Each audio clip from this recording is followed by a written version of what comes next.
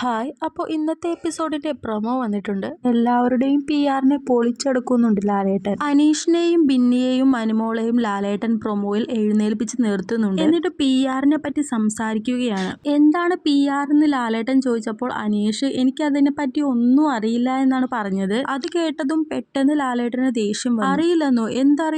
അറിയില്ലെന്ന് എന്നോടാണോ നിങ്ങൾ പറയുന്നത്?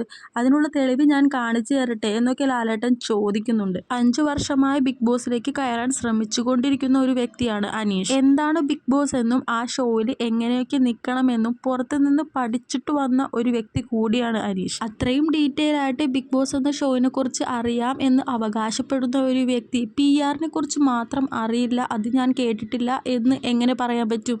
PR ചെയ്യുകയോ ചെയ്യാതിരിക്കുകയോ ഒക്കെ ചെയ്യട്ടെ, അതൊക്കെ ഓരോരുത്തരുടെ ഇഷ്ടം. പക്ഷെ PR-നെ കുറിച്ച് തനിക്ക് അറിയില്ല എന്ന് പറഞ്ഞപ്പോഴാണ് ലാലേട്ടന് ദേഷ്യം വന്നത്.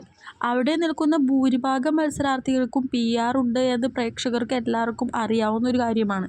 PR ഇല്ലാതെ ആ ഷോയിൽ പിടിച്ചു നിൽക്കാൻ കഴിയില്ല എന്ന് ആ ഷോയിൽ നിന്ന് ഔട്ടായവർ പോലും വ്യക്തമാക്കിയ ഒരു കാര്യമാണ്. പ്രൊമോയിൽ എന്തായാലും ലാലേട്ടൻ PR എന്ന വിഷയത്തെ ചൊല്ലി കട്ടക്കലപ്പിലാണ്. അനുമോൾക്ക് എന്തായാലും PR ഉണ്ടെന്ന് അനുമോള് തന്നെ അവിടെ സമ്മതിച്ചിട്ടുള്ളതാണ്. എന്നാൽ ബാക്കിയുള്ളവരൊക്കെ PR ചെയ്തിട്ടുണ്ടെന്നൊന്നും സമ്മതിച്ചിട്ടില്ല. എന്തായാലും ഇന്നത്തെ എപ്പിസോഡിൽ പലവരുടെയും PR-നെ ലാലേട്ടൻ വലിച്ചു കീറാൻ ചാൻസ് കൂടുതലാണ്.